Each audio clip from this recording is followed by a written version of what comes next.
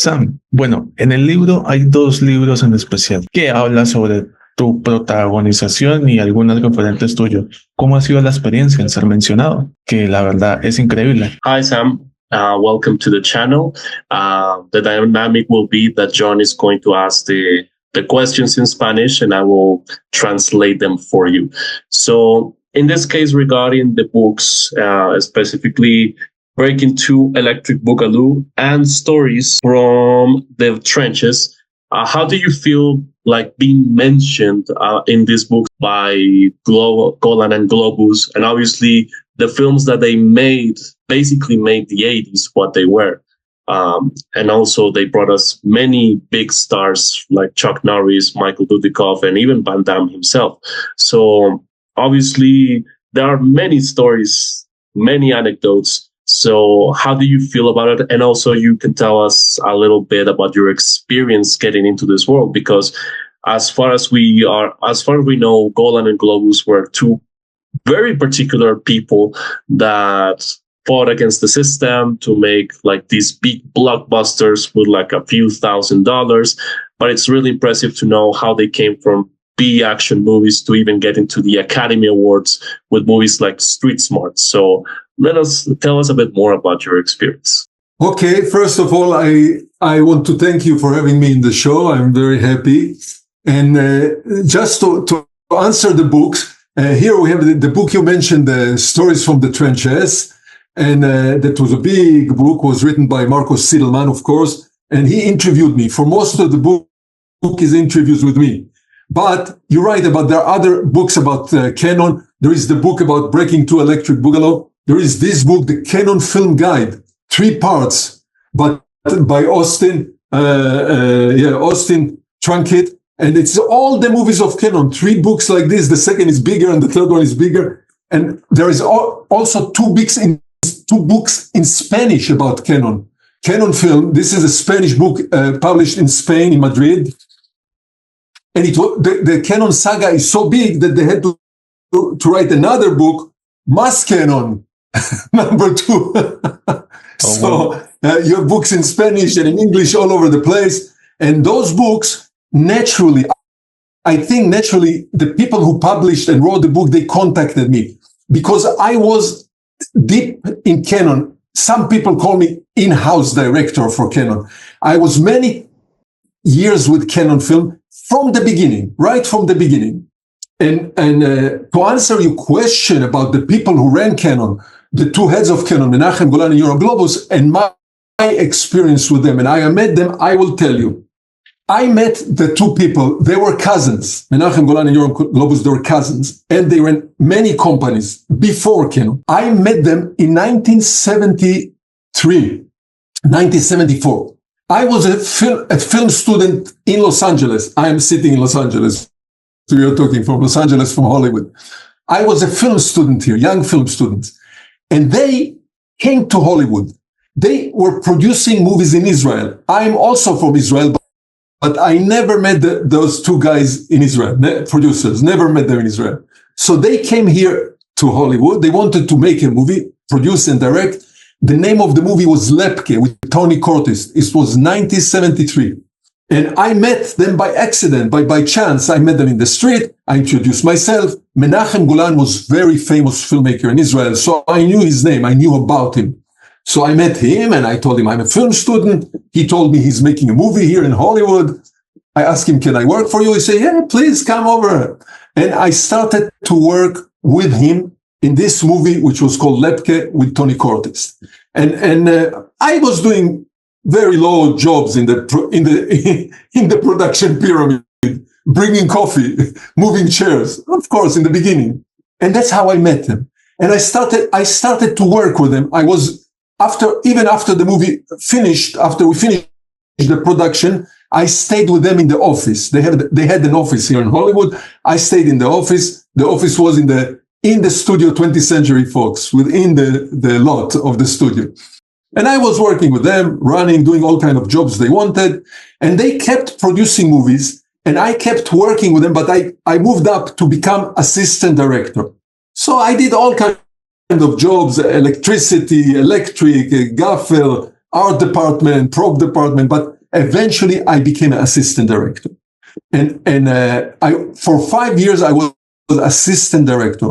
1989, some of those movies we made in Israel, I was assistant director. And in 1979, I came back to Hollywood to continue my film studies.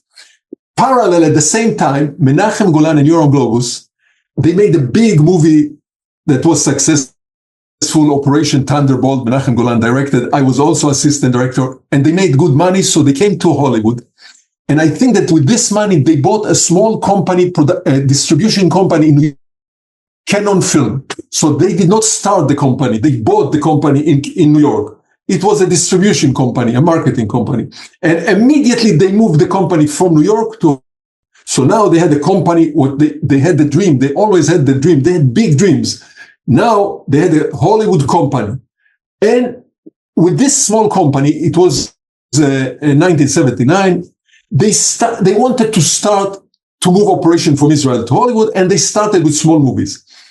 I was, again, film student again, master degree. And when I was in school, in the university, I made a movie. I directed a movie, a full-length movie. It's called One More Chance. It's the first full feature movie I directed. And when I finished the movie, I didn't know what to do with it. What do you do with the movie? How do you sell a movie? I had no idea about the business of filmmaking. But I went to the company, to the Menachem Golan and Yoram Globus, which I already knew them, to the new offices in Cannon Film they had. And I said, here, I made a movie. I don't know how to distribute. I don't know what to do. So, and I don't have enough money to finish the movie. And the movie was stuck in the middle. I didn't have money for post-production, for music. So they gave me the money to finish the movie, and they took it for distribution.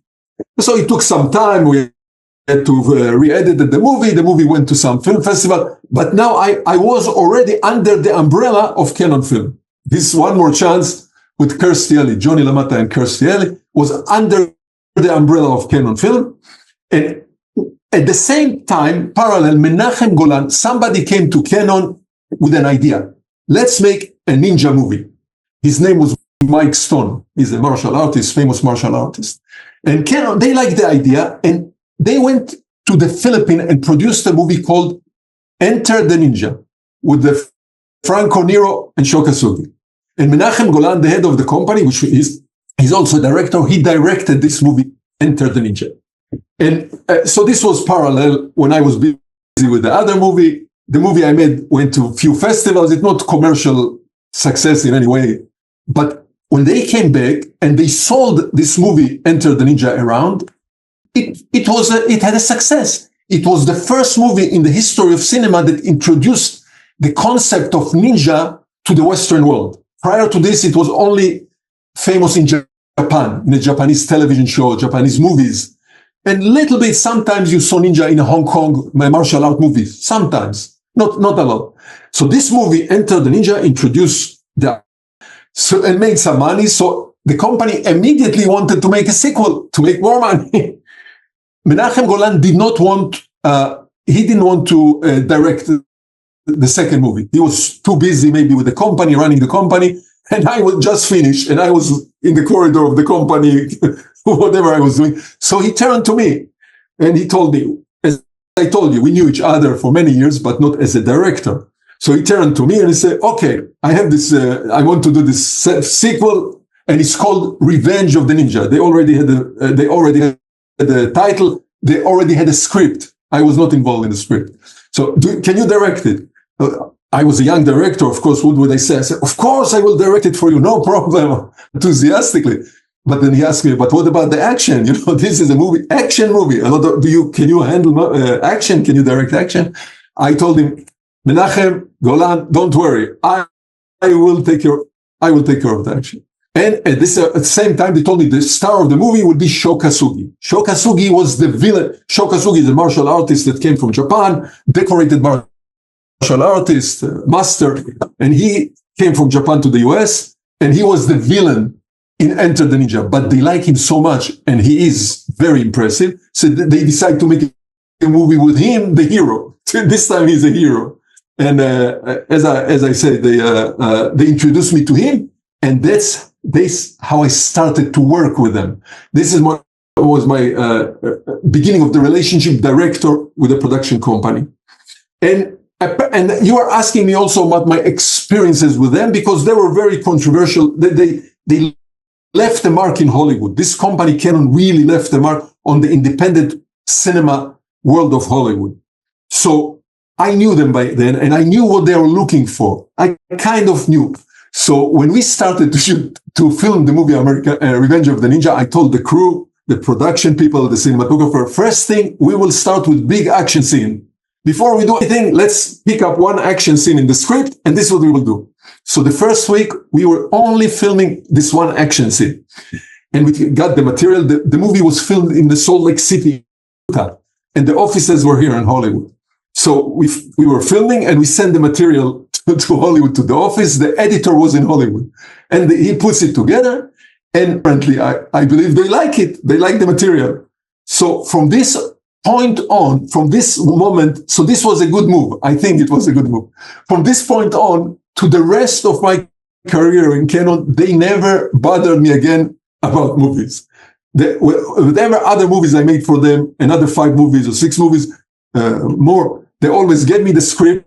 Always the scripts were not mine. They gave me the script and they said, go ahead, go make the movie, direct the movie. Of course, there were more people, producers, etc., not by myself. But they did not bother me.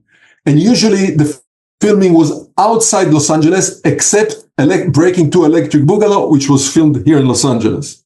So they had a little bit more control.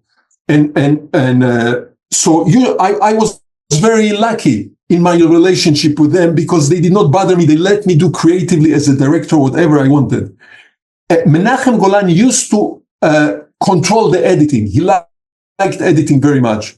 And editing was always done in the offices of Cannon. There were editing rooms. All the directors, all the different movies were editing in the offices.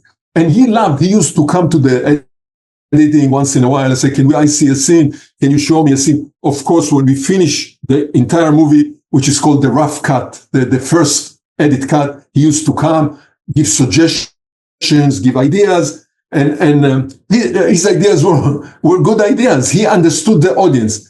Now, one thing I will say to end this section before your next question, within this frame that they told me you can do whatever you want to do, I try to stay with the vision of Cannon. I didn't go out and make an artistic movie. I knew exactly what this company is all about, what kind of movies they make, what kind of movies they want. So I stayed with this vision of Cannon. The movies that I directed for them were in the vision of Cannon. 45 minutes action minimum for every movie. And the rest, story, big explosion, chases, gunshot. This was what Cannon was selling. So I stayed with this frame of Cannon. Okay, next question, Sam. Obviously, just a few minutes aren't enough to abridge all of the years and experience that you had with Cannon, which obviously was like the gateway for your career, which for many people is just like B movies, but obviously B movies are not something that we should underestimate, because those are movies that everybody watches, everybody, especially us kids from the 80s, 90s, and even the 2000s that had access to like VHS or DVD rentals or even television. I mean, that Canon logo was like one of the first memories we have imprinted in our heads. So obviously what you guys did was something incredible for all of us. So we thank you for that. Now, obviously there is a little movie that we wanted to talk with you, and it's a cult classic that along with Enter the Ninja helped like the Western audience to be introduced to the concept of ninja. But in this case, it's a concept that some people would find very controversial, but I mean, it was the 80s. You had more freedom to do whatever you wanted as long as it was entertaining. And that little movie is American Ninja, which is like this big 80s cult classic where, in like a little twist at the time, the protagonist was not the Japanese guy, but it was an American. Obviously, this was the breakout role for Michael Dudikoff. And you being the director of that cult classic, we wanted to ask you more about your experience, because I don't know if it was like a big deal at the time to have like a white lead in a ninja movie. And obviously we still had like the martial arts movie craze that began in the 70s and then went through the 80s with a more diversity when it came to the action stars. But we want to ask you about your experience. How do you came across American Ninja? How do you become involved in the project? What was your experience directing that movie? And what do you think is the legacy that that movie has had for ever since it was released back in the 80s? Okay, let me answer you, because you touched two subjects, B movies and ninja movies. So this is the B movie concept you're right about. The company in Hollywood, the structure, you had the 7 big studios or the 6 big studios. They made A movies. They made event movies, studio movies, big budget, big movies, action, James Bond, for instance. Yeah, but others, big movies, right? And then there were the companies, the independent companies, and they made what we call B movies. So what we mean by B movies, low budget, independent movies. That mainly horror picture, cheap science fiction, and smaller action than the studio made. But the B movies, but this was, the 80s was the time of the beginning of the VHS cassette and the rental business. Every neighborhood in every city all over the world has those little shops that they rent out the cassette. The people, they were still expensive at the time, and people didn't buy the cassette, they rented the cassette, whoever remembers in the 80s. So these B movies, the low budget movies, were made especially for this market, for the video rental market, home video rental market. And the studios, they kept doing the big movies, theatrical, that came out on cassette 6 months later, 9 months after they were playing in the theaters. So, but this gave a chance to this independent company to thrive, to really make some good movies. Terminator was a B movie. The first Terminator was a B movie. Rocky was a B movie. So small budget movies, there was a chance for those movies, and the directors, the group of directors like me, they had a chance to make decent movies. The budget was not small. We had a nice, good budget. And that's how we made those movies that, were distributed all over the world and became popular all over the world. Van Damme started with the B movies. Schwarzenegger started with the B movies. Stallone started with the B movie. All of them, they grew up from Schwarzenegger. They all grew up and came up from this area. And then, so this was the B movie. Today, it's recognized, and it's called the independent low budget genre movies of the 80s. It's a segment which is explained, which is recognized in the history of Hollywood. Now let's go back to the ninja, to martial art movies, which was a segment within the B movie subsection of the B movies action movie. So you're right. In the beginning, to the best of my knowledge, in the 70s, the karate movies, the kung fu movies from Hong Kong were popular among specific audience. Some specific audience liked those movies, but they came from China. They were not American movies. Here and there were a few movies, martial art, Octane, Chuck Norris. It was in the beginning. So there were a few movies like Octane, for instance. Bruce Lee came to America in the beginning. Now, Cannon filmed this idea, as I mentioned before, the idea of ninja, the ninja fighters, which within the culture, the Japanese culture, they are the bad fighter versus the samurai. The samurai are the noble fighters. The ninjas are the evil fighters, the black fighters, the no good fighter. So this was part of the Japanese mythology, part of Japanese history, part of Japanese culture. And this character, the ninja, did not come out of Japan until Cannon brought it in. And this by itself was already crazy, because here Western companies, Hollywood companies, are making something about stories about something that comes out of Japanese mythology. So this was already crazy.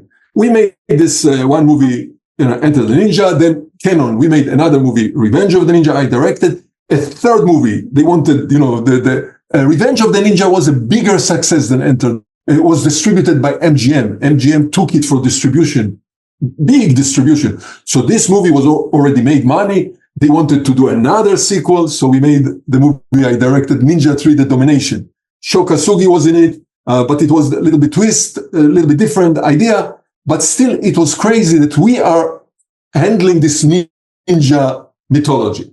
And then after those 3 movies, Menachem Golan, the head of the company, and he was the initiator of every idea, he called me to the office and he says, Sam, I want to make another ninja movie, but this time it will be American Ninja. Now this is double crazy idea. Not only that we stole the ninja idea from Japan, now we are stealing it we're separating it from the Japanese culture and we make it into American Ninja, which is a little bit local. But anyway, but it was a good idea. Eventually, we know today that from a commercial point of view, from a cinematic point of view, it was a good idea. So I did not tell you that when I met Sho Kasugi, I did not know anything about ninjas. I hardly knew about any martial art. I never seen a Hong Kong movie before. Never, ever. Kung Fu movie, karate movie, judo movie, never.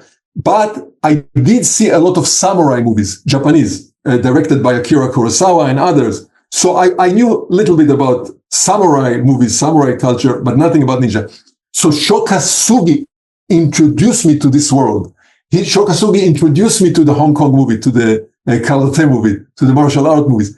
And from him, I learned the fabulous action sequences, the great idea that you can, cinematic ideas in martial art, within the world of martial art. And now suddenly I was told to make a movie about American Ninja, as far away from the Japanese culture as you can. But by now I had more knowledge about ninja and ninja fights and how you put it together. Now, I always had an advisor. Before, in the early movies, it was Sho Kasugi. For American Ninja, I called Mike Stone, who was the originator of this whole idea. He was the originator of Enter the Ninja. He was the fight choreographer of Enter the Ninja. And I called him and brought him into our team to make American. And so he was abroad, so I felt comfortable. We have this guy, Mike Stone. He's famous. He's a martial artist. He understands everything about ninja and ninjutsu. And we found Michael Dudikoff. We decided, for many actors that I saw, we decided that Michael Dudikoff will best personify the idea and the script of American Ninja. I was involved in writing the script with the writer, Paul DeMilke. And Mike Stone took Michael Dudikoff for 2 weeks before filming to train him, to get him into this ninja mood, a ninja character. Now, during filming, to answer your question, during filming, no matter what movie it is, I don't choreograph the fight. There is a choreographer, just like in dance, so in action, especially fight. For action, I have stunt coordinator, but for fights, I have a fight choreographer. In Revenge of the Ninja 3: The Domination, it was Sho Kasugi. He puts the fights together, and I decide how to film how to break the fight into segments that will put it on the screen the most effective way. And so was American Ninja. And American Ninja number 2, Mike Stone was the choreographer. And you can see him. He is the evil ninja in the second movie, in American Ninja number 2. This is Mike Stone. And of course, he helped me. He choreographed the fight. Once I see the fights, then my job is to decide, together with the cinematographer, other people, how to film this fight in the most effective, most exciting, most compelling way that it will be exciting when it's in the screen, which when the time it will be on the screen. And Michael Dudikoff was very athletic, and he picked up everything very fast. In American Ninja number 1, we had another master on the set. It was Tadashi Yamashita. He plays the Black Star Ninja. Black Star. So he's also a master. Mike Stone brought him. So I was surrounded, and Richard Norton was on the set. He's an Australian martial art champion. So I was always surrounded by martial art people to help me to direct the movie. Of course, I'm directing it, but they helped me with information, with staging the fights, and so on. Ok, San, yo tengo la última pregunta para complementar las dos en una, y es, ¿Cómo define su trabajo en una palabra? Y por favor, que nos comente un poco sobre por qué es tan infravalorado este video de Caroline Tones. All right, so the final question will be, Sam, that first of all, how would you describe your work in a single word? And like an extra question for this last question, sorry for the redundancy, is like, why is this song so underrated? Which is a song that you directed the music video. It's from Caroline Towns, and the music video was for Believe in the Beat. Why do you think that song is underrated? Okay. To describe the work of a director, and I'm telling you, probably every director works in a little bit different style, because directors don't work with each other, rarely. One time I worked with Toby Hooper. I was a second unit for Toby Hooper, second unit director, but we don't work together. So every director has a style. But what does many people, this is a good question. Many people don't understand and say, what is the director doing in a movie? I cannot answer in one word, but the analogy, I can make an analogy. He's kind of conductor of an orchestra. In an orchestra, you have a piece of music, was written by Beethoven, by Mozart, doesn't matter. And you have 180 violin, saxophone, all kind of player. Somebody has to put it together. And this is the conductor of the orchestra. He takes the music of Mozart, he takes the players, he takes the whole, everything and puts it together. So is director. Director, I'm not talking about directors who write their own script. Tarantino, I'm not talking about Quentin Tarantino. But most of directors of the world, they get a script and they have to go out and direct the script that the producer gives them. Or they have a script that somebody... And now, from this script, from the written word, he has to translate it to images on the screen. So it's another language. It's from the language of the letter to the language of the visual. And to do it, he needs the help of many, many, many people. Of course, number one, actors. You need actors to say the line, to recite the line, and to act the emotion. And then many other people, cinematographer, art department, wardrobe, makeup, special effect, stunt. So the director has to be the leader to take all this talent of all these people, put them together, channel it with the editor and music and composer, and channel it into one product, which is the final movie. So this is the director. The second question, your question was, how come an action director suddenly makes a musical? Break into Electric Boogaloo with songs like Believe in the Beat. Okay. So when I was approached, Cannon Film, the company, produced a movie which was called Breakin', breakdance in other countries in America, Breakin'. And this movie, Breakin' or breakdance, was a big hit. It was during the height of the hip hop culture and the beginning of rapping. Really, the beginning of rapping. You know, in our movie, Ice-T is in the movie, and it is the beginning of his career. And the movie was a big success. And they wanted to do a sequel. And I don't know what happened, why they didn't use the same director, Joel Silver. And they turned to me and they said, can you direct this? And I figured out to myself, I said to myself, listen, there is no big difference between action and musical, actually. It seems like the opposite direction. You know, here you have this violence, here you have music. But it's not really. It's kind of the same structure. You have a movie, you have a storyline, dialogue, here and there, dramatic scenes, but then you still need 45 minutes of dancing. Like we had in the action movies, we had 45 minutes of action. And so number one, okay, the structure is the same structure, a little bit story, a little bit dancing. Number two, there is a choreographer. I don't choreograph the fight. I don't choreograph the dance. We have a dance choreographer. It was Billy Goodman in this particular case. So, and Shabadoo, together with Shabadoo. So they put the dances together. They show me the dance number, which looks not much different from an action movie, action sequence. Believe me, Sho Kasugi is like a ballet dancer, you know, with his beautiful movement in the martial art.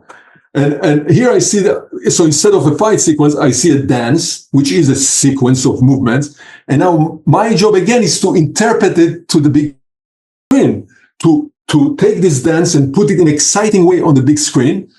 And there is one big difference. In action, you have a lot of blood and explosions and noise. musical, you have beautiful, positive stuff. Music, dancing, no explosion, no blood. and of course, it was very exciting. You were mentioning the final song of the movie, Believe in the Beat, with Townsend. It was exciting to film it when we were filming it. And I will tell you, until today, every time I see this sequence of the end, at the end of the end, there are balloons flying in the air and a firework and explosion and kind of smoke, color smoke. I'm always excited to see it again and again and again. It's a wonderful, by the way. And there was a music producer and song supervisor for everything. There are a lot of talent was involved in Breaking to Electric Boogaloo. So I was happy that I had this chance to do it, but still in the memory of people, in the legacy of Hollywood, I'm an action director, not a musical director. That's what happened. That's what happened. And talking about legacy, that you ask also about this, I don't direct anymore. I'm not directing, but I devote a lot of time to upkeep the legacy, to maintain the legacies of those movies, the B movies, mainly action, horror, action, B movies of the 80s and the 90s. So I do the books, I do interviews like you, etc. I just came back 2 days ago from Germany. I was in a screening. There was a beautiful screening of American Ninja and American Ninja 2 with fans and enthusiasts, loyalists, question and answer. People came with posters, signed. So it's still alive. And you are interviewing me, which means those movies 40 years later, American Ninja next year will be 40 years old. Revenge of the Ninja is already older than 40 years. This year we had a beautiful screening for Breaking to Electric Boogaloo. Quentin Tarantino has a theater here in Hollywood and he arranges midnight screening. Many people came to the screening. So those movies are still alive. Vamos a tomar la foto como despedida y agradecerte por todo el espacio. También agradecerle a Marco Freitas por el enlace. Y bueno. From what country are you calling? From which country are you calling? We're both in Colombia. In Colombia, all right. Going to Costa Rica very soon, in next month. Wonderful. And if you want, take a picture. And if you want, I can send you a link to folders which you can need to edit with photos. I can send you a link with to folders that I have in the internet, American Ninja, Revenge of the Ninja photos that you can take and use as much as you want. Sam, thank you so much. God bless you y have a great week. Thank you. Hasta la vista. Hasta la vista. Bye-bye. Thank you so much, Sam. God bless you. Bye-bye. Gracias, Jan.